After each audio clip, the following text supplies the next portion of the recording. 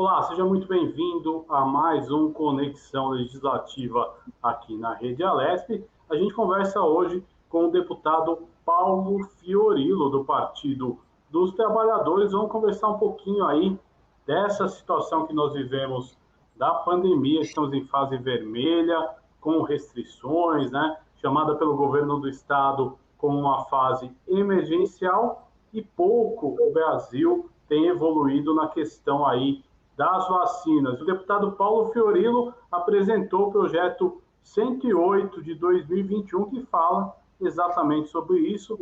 Então, agora eu quero saudar o deputado Paulo Fiorilo, que comece contando para o telespectador da Rede Alesp o que é o projeto 108 de 2021.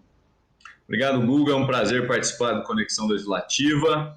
E a ideia do projeto, ela vem muito em função daquilo que aconteceu já na cidade de São Paulo. Na cidade de São Paulo, a Câmara aprovou a possibilidade da aquisição de vacinas pela Prefeitura. E nós entendemos que também aqui o Estado precisa de uma autorização, por isso a gente elaborou o projeto que ganhou o número de PL 108, que autoriza o Poder Executivo a adquirir imunizantes contra a Covid-19 quando não ofertada de maneira suficiente pelo Plano Nacional de Imunização e havendo demanda no Estado de São Paulo, que é o caso hoje. Esse projeto, ele pressupõe que as vacinas, os imunizantes, eles têm que ser aprovados de forma emergencial ou definitiva pela Anvisa e, no caso da Anvisa descumprir o prazo legal de aprovação, o Poder Executivo Estadual poderá adquirir imunizantes já aprovado por agências reguladoras internacionais, o que abre um leque muito maior para a aquisição de vacinas. Hoje, você sabe, todos nós sabemos, nós temos 2 vacinas já disponíveis. E o governo federal, que ao longo do ano passado e o início desse ano negou a importância da vacina,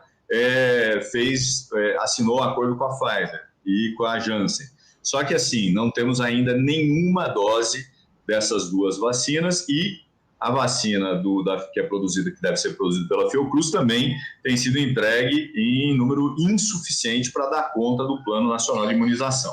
Por isso, dessa ideia de que você autoriza o Poder Executivo a adquirir essas vacinas, tanto as aprovadas pela Anvisa, como as aprovadas pelas agências reguladoras internacionais.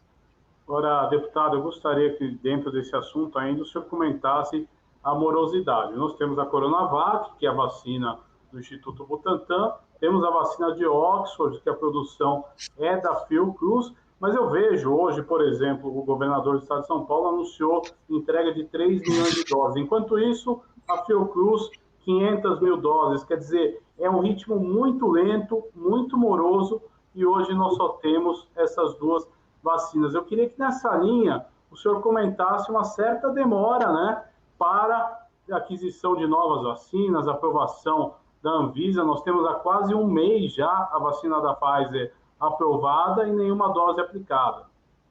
O Guga, eu acho que você tem razão. Acho que assim, tem um problema gravíssimo de postergar ações que poderiam ajudar o país a ter já outras vacinas, já ter comprado outras vacinas e já está aplicando essas vacinas na população. Isso demonstra claramente que o governo federal não se preocupou, não se planejou para vencer a burocracia, a aprovação da Anvisa e disponibilizar outras vacinas para a população brasileira. É uma demonstração clara da visão negacionista do presidente. Só lembrar que o presidente já poderia ter assinado contrato com a Pfizer o ano passado, se negou, saiu com a história de que quem se vacinasse podia virar jacaré.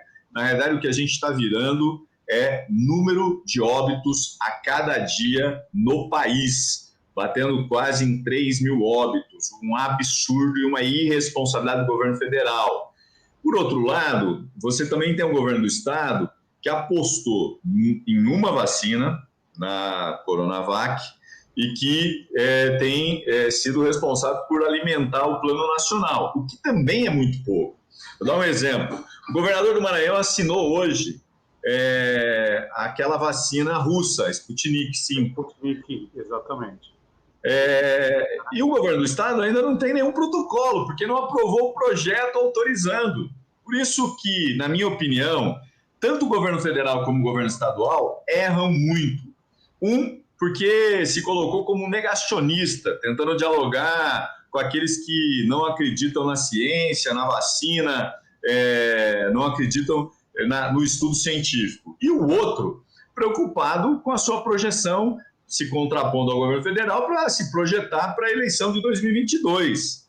Nós podemos nem ter eleições em 2022 se o caos continuar do jeito que está. Nós não sabemos o que vai acontecer. O país está vivendo a cada dia um suplício, porque não tem vaga de UTI, não tem vaga de enfermaria, não tem, daqui a pouco não tem de novo oxigênio.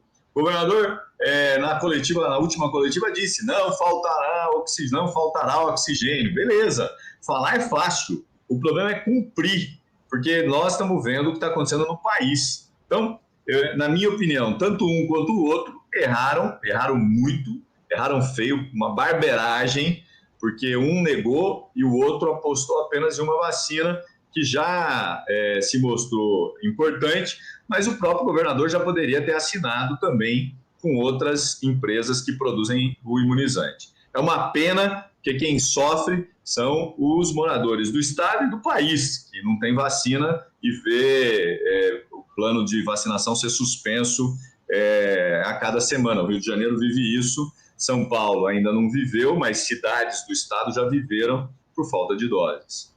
Agora é interessante, dentro dessa linha, deputado, dentro do projeto de lei, o senhor pretende conversar com seus colegas, de repente, para conversar com o governador, para que se adquiram outras doses fora a produção do Instituto Butantan? Já tem sido feito um movimento dentro do parlamento para isso, deputado? O que o governo, que o Dória tem dito e o que o presidente eleito no último dia 15, o deputado Carlão Pignatari, tem dito? É que a Assembleia precisa aprovar o projeto da vacina. Tem hoje 3 projetos tramitando. O meu, que é o projeto mais antigo, e outros 2. Eu vou dizer aqui para você, já disse hoje na Tribuna Livre, na Tribuna Virtual, que eu não tenho nenhum apego a manter o meu nome ou a ser protagonista. Esse é um projeto de interesse coletivo, então é preciso que se agilize e, se for possível, que a Assembleia assuma o projeto de forma coletiva, não tem nenhum problema. Eu não tenho vaidade, eu acho que nós precisamos aqui, nesse momento, abrir mão de toda a vaidade para poder agilizar a aprovação do projeto. Acho que o presidente da casa deveria pautar o projeto o mais rápido possível, se pudesse essa semana ainda. Hoje já é quarta, mas podia pensar quinta, sexta, sábado, sei lá, porque é urgente a aprovação do projeto que autoriza a compra das vacinas. E que não precisa ter a minha assinatura, o meu nome no projeto. Nós precisamos ter a aprovação da lei para facilitar a compra por parte do governador. Agora, deputado, realmente o senhor disse tudo, importante é a iniciativa, né, e que logo possa esse processo acontecer. Vendo a situação que nós vivemos hoje, né, o estado de São Paulo sempre foi referência na saúde em relação aos outros estados, né? Pessoas até, vamos falar de rede particular, vinham para São Paulo para se tratar porque São Paulo tinha uma maior estrutura. Hoje não, hoje o Brasil inteiro está numa situação de colapso, temos pessoas no estado de São Paulo morrendo por falta de leito de UTI, quase 3 mil mortes por dia. Eu gostaria que o senhor fizesse a análise desse cenário que nós estamos vivendo hoje. Então, o problema hoje, Guga, é que o Brasil está próximo do colapso. Nós não estamos falando de um estado do norte, do nordeste, do sul, do sudeste, nós estamos falando de um país.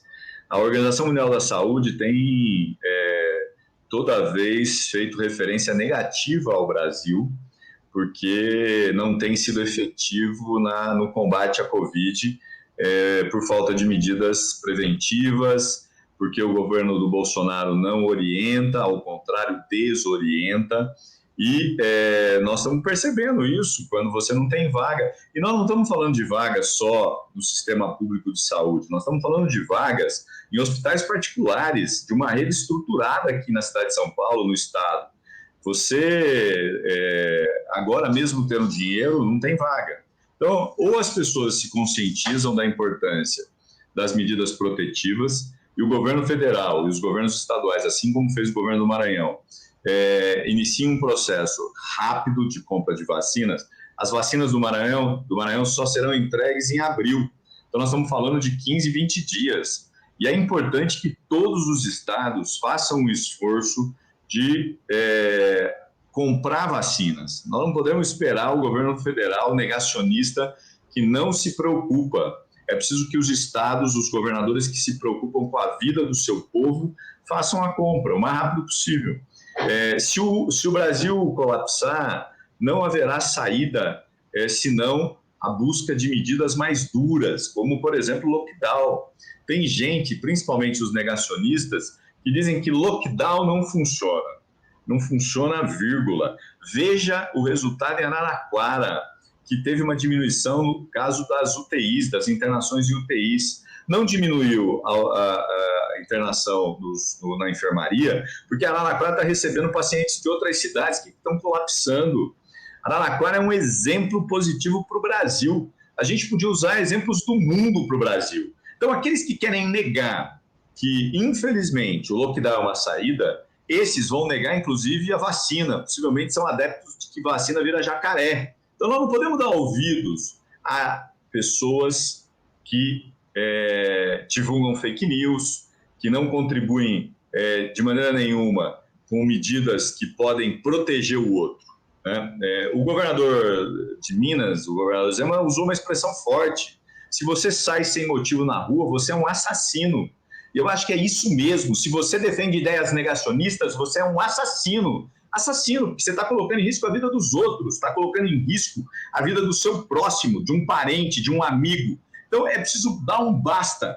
Agora, o governo federal fez uma escolha de um outro ministro, cardiologista, médico, que já introduziu conceitos já antigos de que é preciso usar máscara, lavar a mão, usar álcool e gel. Agora ele precisa ser mais duro, ele precisa dizer o lockdown é necessário em alguns casos e deverá ser aplicado com o apoio do governo federal. Sabe por que ele não vai fazer isso? Porque ele se comprometeu com o presidente que vai obedecer cegamente, não a ciência, não o juramento que ele fez, mas a inépcia de um presidente que coloca em risco a vida das pessoas. Esse é o grande problema do Brasil hoje e por isso nós estamos colapsando. Porque o Mandetta saiu porque não concordou. O Taish porque também não conseguiu. O Pazuello ficou porque é general, ficaria porque ele cumpre ordens, porque ordem dada é ordem que tem que ser cumprida. Esse é o problema. E, enquanto isso, o número de óbitos vão crescendo de forma avassaladora. Nós não temos mais nem como justificar, né? Porque é uma vergonha nacional. Nós viramos pária da história por conta de um governo que é negacionista, inepto e não contribui com a vida das pessoas. Agora, deputado, o senhor que eu sei que anda por vários municípios do estado de São Paulo e conhece bem a situação de cada um deles. O senhor citou o exemplo de Araraquara, onde o prefeito Edinho Silva, do Partido dos Trabalhadores, que foi deputado aqui na Assembleia Legislativa, também adotou um lockdown severo e teve resultados. E aí eu gostaria também que o senhor comentasse, alguns prefeitos, quando o governador começou a anunciar novas medidas nessa segunda onda, eles foram contrários, mantiveram abertos o comércio, não respeitaram as medidas. E hoje existe um movimento até de desespero. Muitos prefeitos estão tomando medidas mais duras do que o próprio governador do estado. Você acha que esse trabalho feito em Araraquara serviu aí de exemplo para todos os prefeitos do estado de São Paulo?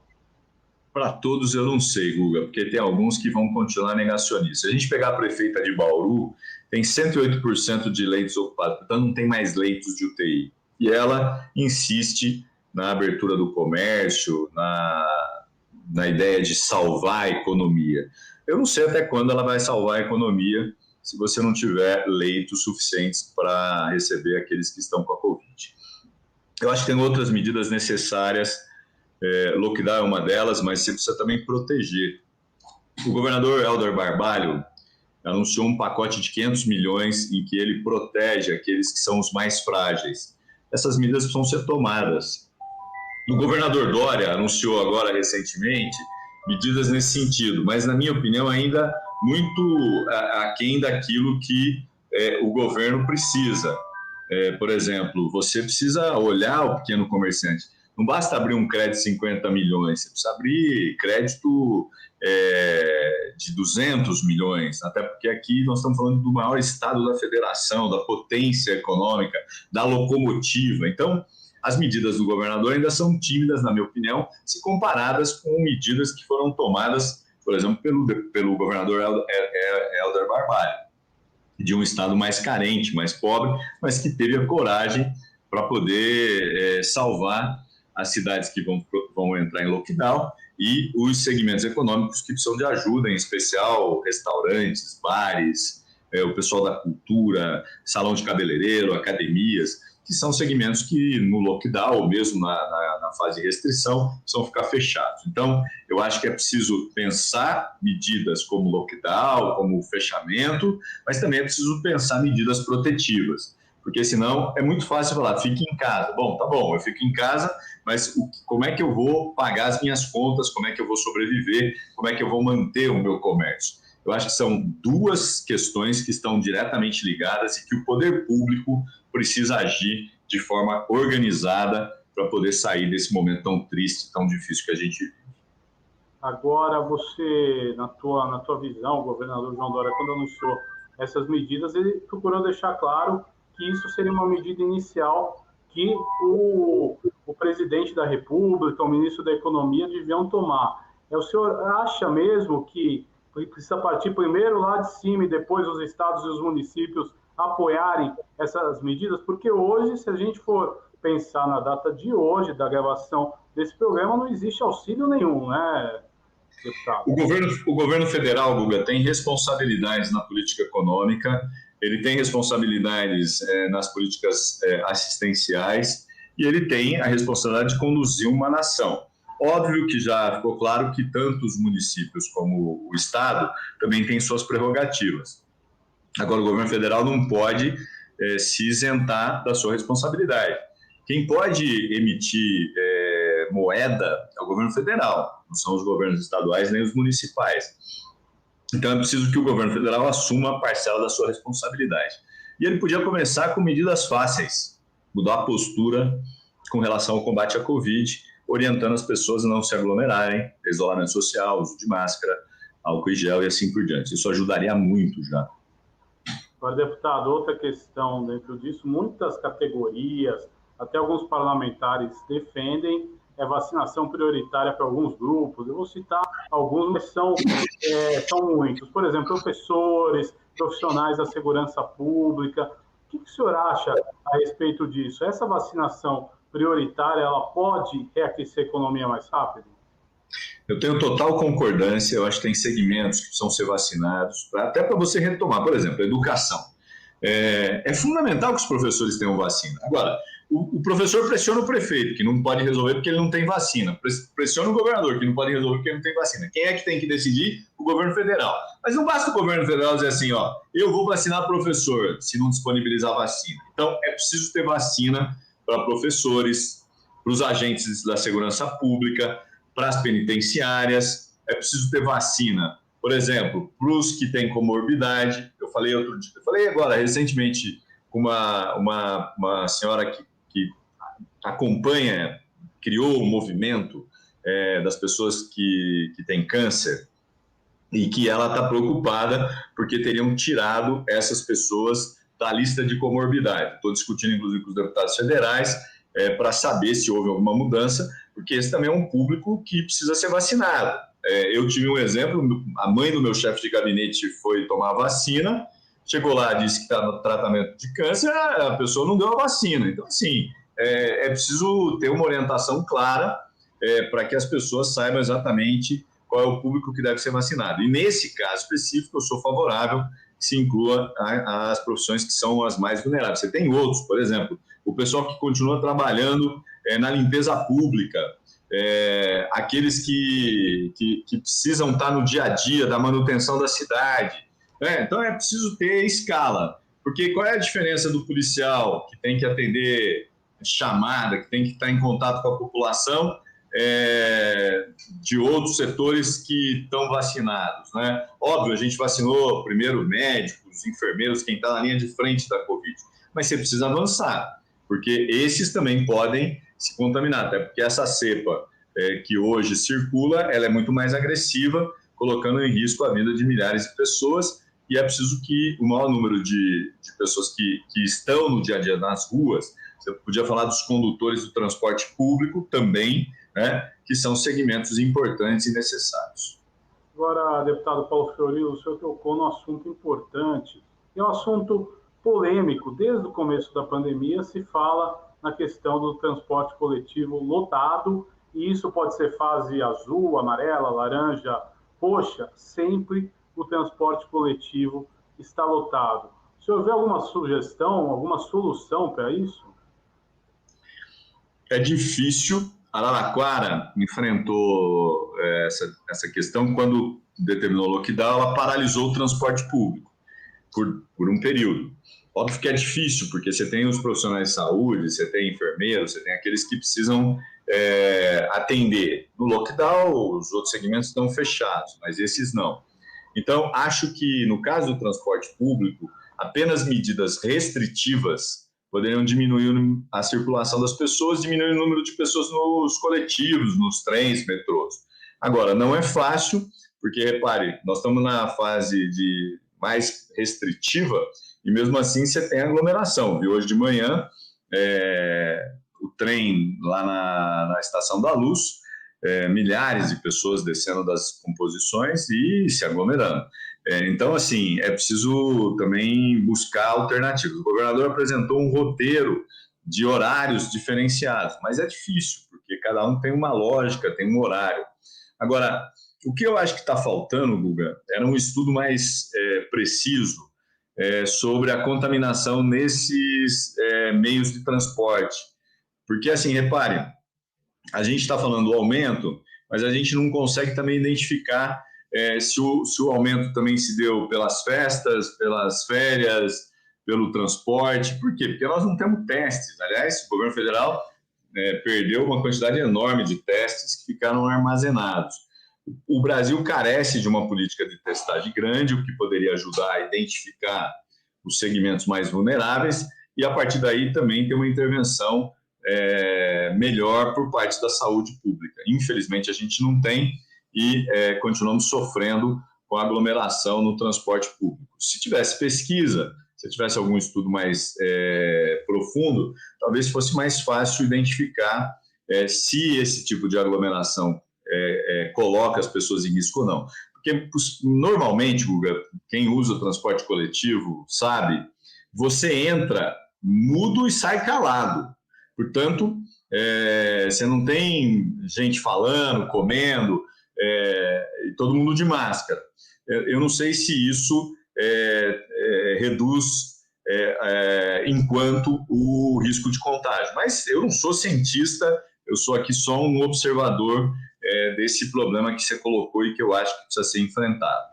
O jeito é diminuir as atividades e buscar manter a frota na sua totalidade para mitigar essa questão da aglomeração nos meios de transporte.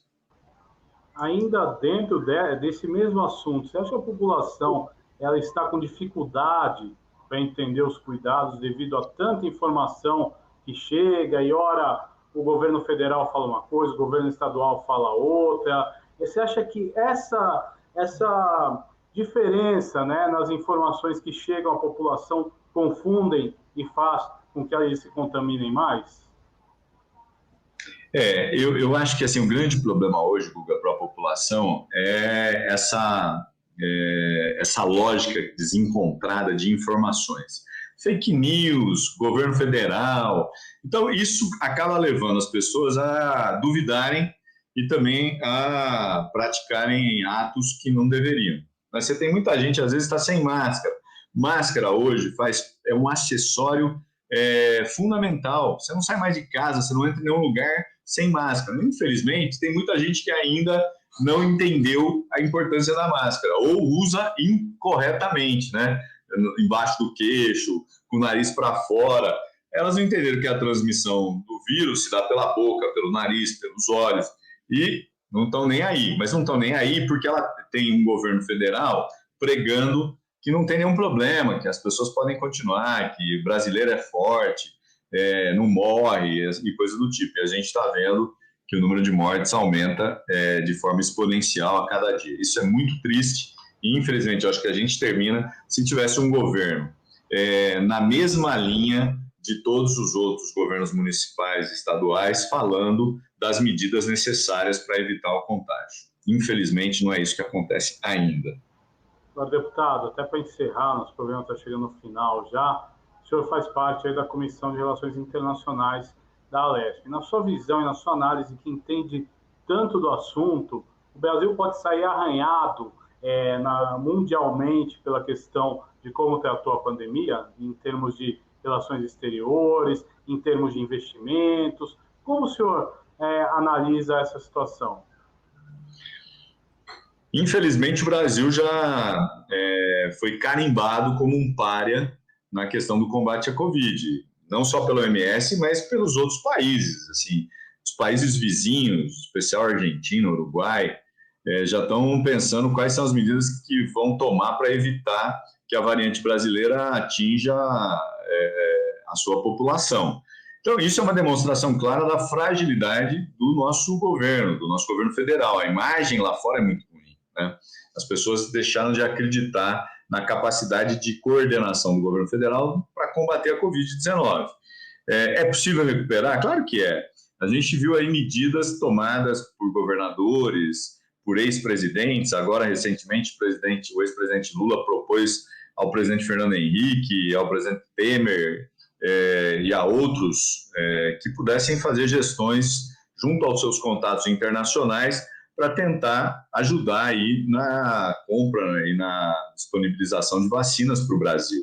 Agora, o problema é que, assim, enquanto você tiver um remando contra e um é o presidente da República, o peso é muito grande e isso vai construindo uma imagem negativa do país a cada dia que passa, o que é triste, deplorável e que não ajuda no combate da pandemia nesse momento tão delicado em que a gente está vivendo e que, se não houver medidas duras pelos governos estaduais, se não tiver proposta de lockdown em alguns casos, porque também os governos estaduais, em especial aqui, ele está com um olho na eleição e o outro na doença.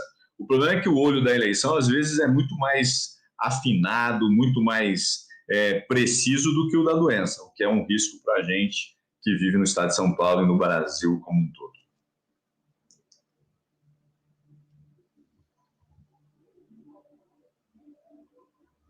O Guga, eu não estou te ouvindo. Deputado Paulo Fiorilo, eu quero agradecer a sua participação nesse Conexão Legislativa de hoje. Até uma próxima oportunidade. Muito obrigado aí por aceitar nosso convite. Eu que agradeço, estou sempre à disposição para a gente poder debater temas importantes para o estado de São Paulo e para o Brasil. Grande abraço a todos. Este foi o deputado Paulo Fiorilo, do Partido dos Trabalhadores, que participou conosco deste Conexão Legislativa. Você continua agora com a programação da Rede Alesp. Eu convido você a conhecer as nossas redes sociais, o canal no YouTube, o nosso perfil no Facebook e no Instagram. Até um próximo encontro. Tchau!